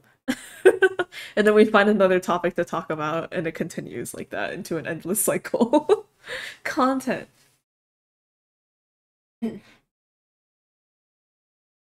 Next topic: face reveals. Face reveals. I don't think we Not have our face reveal. Oh my god. I don't think we have enough I don't think there's enough substance in that. How long can we talk about face reveals? Immersion breaking. Immersion breaking. Oh, sure. That could work actually. Face Yeah, reveals and immersion doxing. breaking and doxing. Yeah. We can talk a little bit about immersion breaking, I think, but I don't know if there's like a a lot of substance on it. Uh, maybe I think there's more of a stance on not breaking the immersion from like the Japanese side. Western people don't really care because they kind of associate streamers with YouTubers, and YouTubers are usually associated with like someone who's very like they're Someone who has YouTubers a are life. very like YouTubers are usually seen as very authentic or like want to be authentic. Like people are drawn to YouTubers that present themselves as Authenticity. authentic. Yeah. Where it's like, yeah, this is me, you know, this is what I am, and rather than them playing a character. And so YouTubers, streamers, and then by association, VTubers that are also part of the Western atmosphere are all kind of like, yeah, it doesn't really matter if you break the immersion because we know anyway. right? Whereas I think in the Japanese circle, there's more people who are focused on like preserving a character as a character rather than knowing because even though they know that yeah there's a person behind the screen playing that character, um they prefer the character. Yeah, I think on the in the West, people prefer the person behind the character more than the character itself. Yeah, yeah, for sure. We can talk about that. We can talk about that. Probably have a little bit of like a tangent topic prepared in case we run out in the first 30 minutes. Okay. All right. Okay. Let's. Did I? Did I get it? Did I get it? I did get it. Next one. Are you planning to migrate more streams to VStream? So, shit, wrong thing. So as of right now, the only thing on VStream is D4. I think other than D4, not much else is planned to be on VStream. Uh, I think maybe the occasional art stream as in like something that I'm working on that I want to keep more like hidden away. Mainly in the because like oh man I'm working on the like for example I'm working on like a game and I need to draw stuff for the game and I'm like I might as well stream while I'm at it, but I don't really want to stream on Twitch because I don't want to give away what the game is about, so I'm gonna stream it on VStream. That sort of thing. D4 with an X extra dose of ankles. But yeah, otherwise VStream is pretty much reserved for D4. Because I thought it would be cool to have a a, a consistent series on a new cool streaming platform.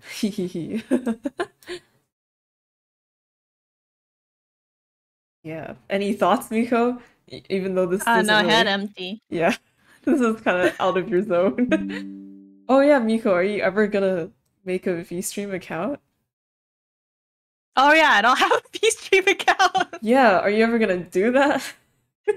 I should do that. I should do that. Nick has a VStream account. Zay has a VStream account. You have a VStream account. I do not. Yeah, you just don't. They have the feed now, like the social media feed. Oh my god, that's so good! Social media on the streaming site. Yeah, Everything I ever wanted. it's really nice. It's as of right now, I think it's like a little bit buggy. Um, like I like when I try to post stuff, it takes a while to load, basically. But obviously that's just something that will be refined over time. So yeah. I'm so happy. Yeah, maybe I'll move to VStream. Yeah, I think like if they ever come out with like a official app too, that would be nice. Yeah. Because I can If watch there was everything more on like browser, but yeah. integration, if there were more viewer like interactions that can happen with VStream and OBS, that would be really neat. Yeah. I'm still waiting on that. Yeah. Because I really like it that I can have like people like the Twitch point stuff is really good for me. Not that a lot of people use it, but Yeah, I do it'd be like a it. while before that happens, but they are making strides towards it. Yeah. Okay. Last one. Here, Miko, you can read this last one. If you're comfortable sharing, do you have a problematic trope you describe as a guilty pleasure? See, I'm not guilty about anything I read. Oh my god. I don't have a guilty pleasure. I don't. The only guilty pleasure I have is the occasional straight manhwa that I read. Guilty pleasure. Like the occasional rom-com manhwa that I read, where it's like the cold Duke of the North and me, a transmigrated woman. Oh my god. I transmigrated into the fictional story the webcomic that I was reading, and I'm now engaged to the Duke of the North! Exclamation point, question mark. Yeah, those are my guilty pleasures. But That's a like super problematic stuff, stuff that people would consider problematic that should actually be a guilty pleasure would probably be like incest related stuff. Or monster fucking, definitely. yeah. Um, those are good picks. Yeah, see, she is a lot more like tame when it comes to problematic fiction. Oh no. The stuff I read, like, isn't the thing is like I'd pick up something that I'm like, oh yeah, this is gonna be like messed up. But I don't know. It's not really Oh, like a pleasure. that one Incubus monster fucker.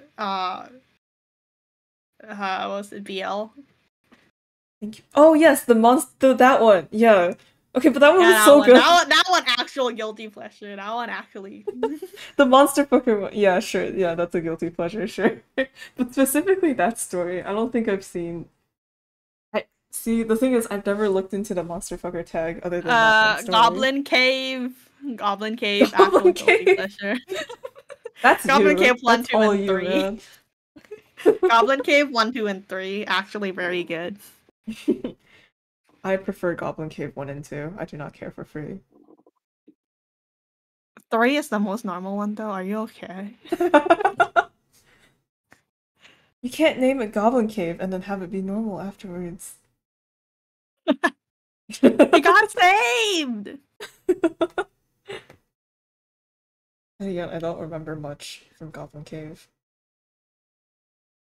I just refreshed my memory on Goblin Cave, so you know, I know too much. Yeah. This isn't really a guilty pleasure, but I like cross-dressing a lot. Oh, I like the body swap stuff a lot. Oh. Yeah. I like cross-dressing and I like gender swaps. Yeah, gender swaps, I'm not super into cross-dressing, but like feminization. Ah, Sometimes when it's done right, feminization can sometimes. be good. NTR NTR! sometimes is good. That one fanfic that I read that changed my life and my whole worldview on NTR. And I'm like, NTR oh, can be good. NTR can be good. Oh my god. But ugly bastard, no.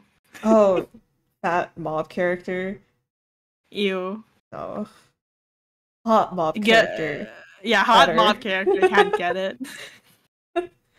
The that one story of the was he a prince or a knight? I forgot. And it was the hot orc. Remember Yes, that the one? prince and Yeah. the hot orc. The I love hot that orc. story. Oh my god, it was so good. And they had a continuation and he had kids. Yeah, continuation is not translated though. No, it got translated. It did? I'm pretty sure, yeah. But I'll look it up right now. No, look it up later. Just send it to me later. Okay. Well, I'm gonna forget. I'll like put it in my search bar basically. Okay, now I won't forget. I'll look it up later. Yeah.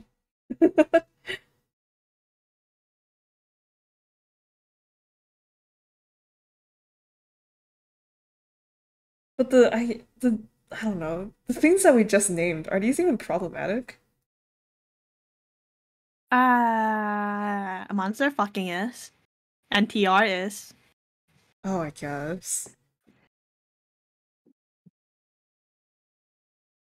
Yeah. I just hear there's just less screaming and shouting about it online. Because I guess Yes, people just people. know less. Yeah, people don't usually think about monster fucking when it comes to problematic fiction. They're more focused on things that can happen in reality. Yeah.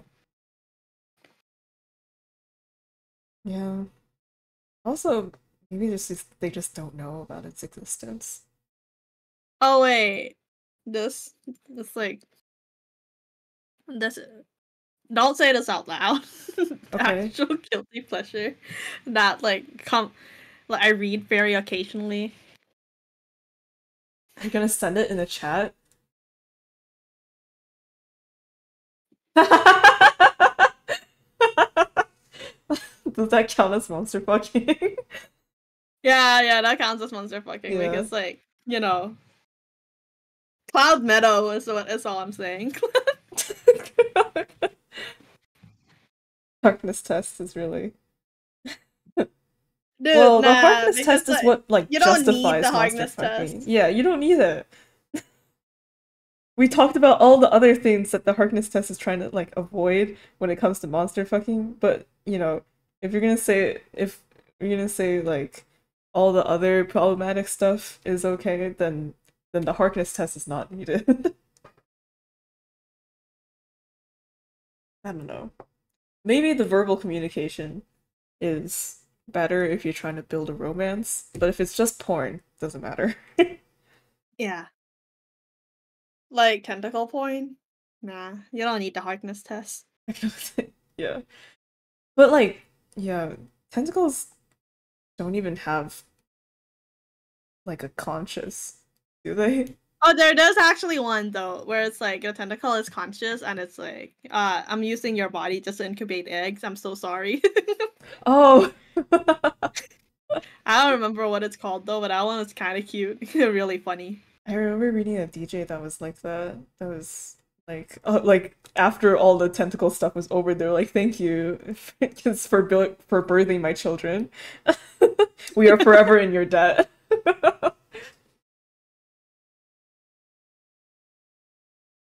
Yeah, cool. Anything else? Nah, I'm good.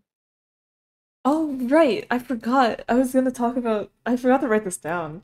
But wait, can we even talk about? Let me send you.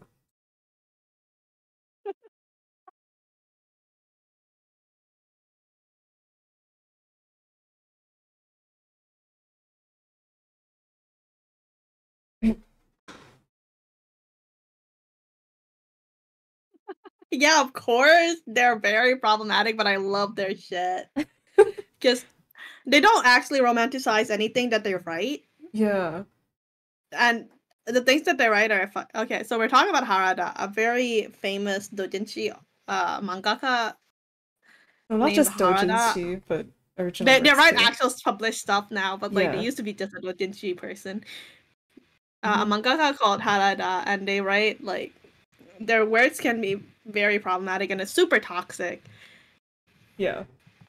Very like But very fucked up relationship kind of yeah, but story. it's like they never really romanticize it. They just show it in all its fucked up glory. Yeah. And I think that's what makes it so good is that they never say that it's good and it's never framed as a good thing. It's just that it's like unfortunately these characters are in this relationship. Yeah. Just like unfortunately that's just how it is. And that's the story. Yeah. And it's very And I think interesting that's to read. beautiful. Yeah. It's like that Like kind there was of this one, yeah, yeah. go on. Oh, it's like that kind of I don't know, like when you're reading something, you're like, I shouldn't be enjoying this, but I do. Yeah. Yeah, it is kind of like that. Like this is a thing that's happening, let's explore.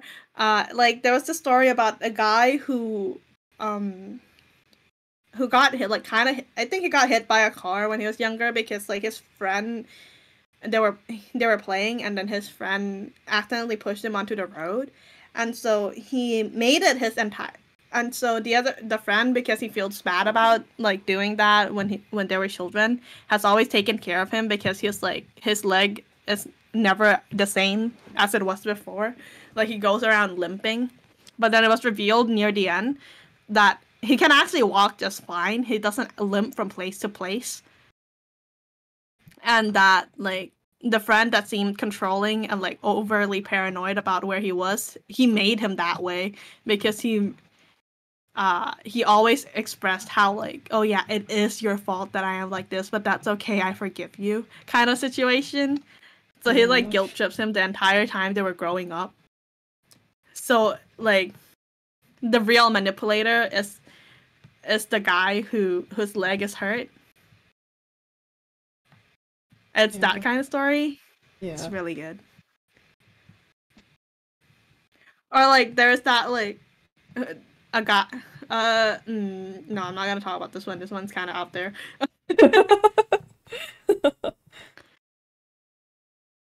But there's like stories about like uh a guy who like pretended to help the person he likes from a stalker, but the actual stalker was the guy that Oh was helping, yeah. I and the remember. guy that he like made seem like a stalker was not a stalker. He was just Okay. awkward and didn't know how to talk to the main character. That one's really good. And there was another character in that story that actually pointed this out, and they were like, "I know what you're doing. I know what you are," I know what and you it's like, are. "But you'd never tell on me because you're just the same. You're just the same type of person." And I'm like, "Holy shit!" Yeah. Parasocial? Yeah, we played Parasocial. Did Like we? what? Like Chill as Art? Oh, Parasocial. Yeah, yeah, Parasocial. We played that. You played that. I watched that. Yes. Stalkers.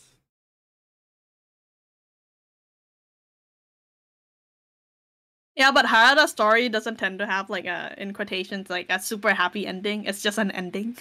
It's so like in the Parasocials, if we compare it to Parasocial, it's like the ending that she gets with the crazy ex and finds yeah, out later. yeah, But exactly. in Harada, the character never even finds out. Only us, the readers, the viewers, know that. Yeah. Oh, that's the true story all along. And Parasocial wasn't Parasocial, it was an X. Yeah.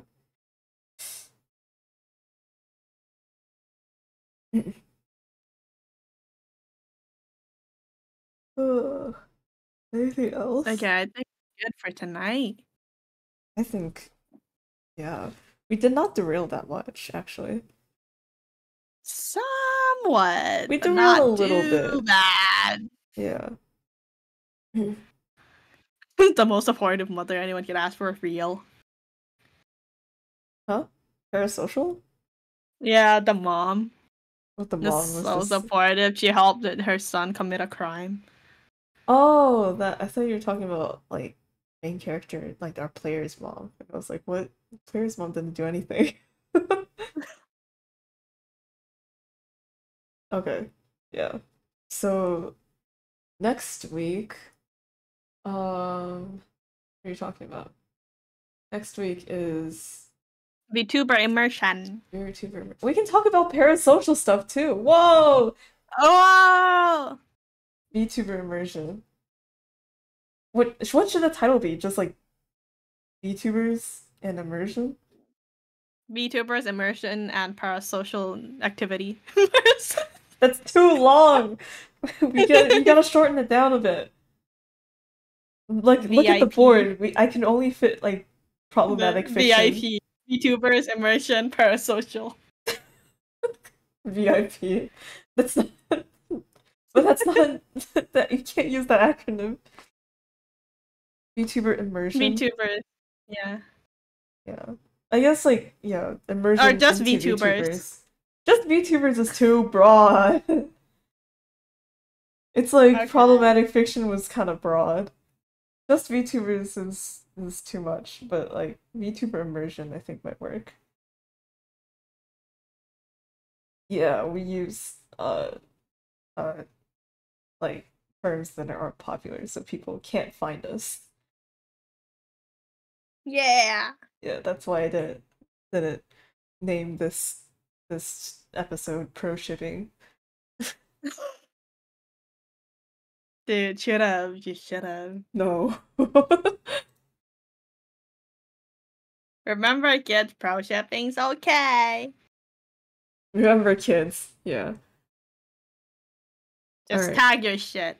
Yes. If there's anything you want to take away from oh shit from here is that you should just tag your stuff. Tag your stuff, give content warnings, and if you don't like it, don't read it. And don't dictate other people's tastes because uh you're not the one reading it. Hello? Um yes, don't complain when you ignore the tags. Yeah. And I think the Oh shit, that goes you got off. cut off. You can switch seats.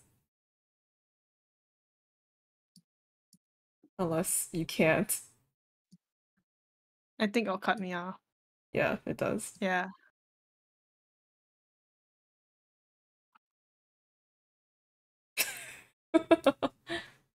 Okay. All right. Yeah, that's it. Is there an issue? Do you have is there something that you need from me? Nah. Do I need to apologize again for the mock boy actions from yesterday night? Nah, we cool. We cool. So I did that at the beginning. I shall go watch the pod. Okay. All right. Well, thanks for coming. Thanks for sticking around. Thanks for listening in. Have a nice night. Stay safe. Tag your tag your content and read BL. Good night. Really. Bye stream. Bye, Bye stream. stream.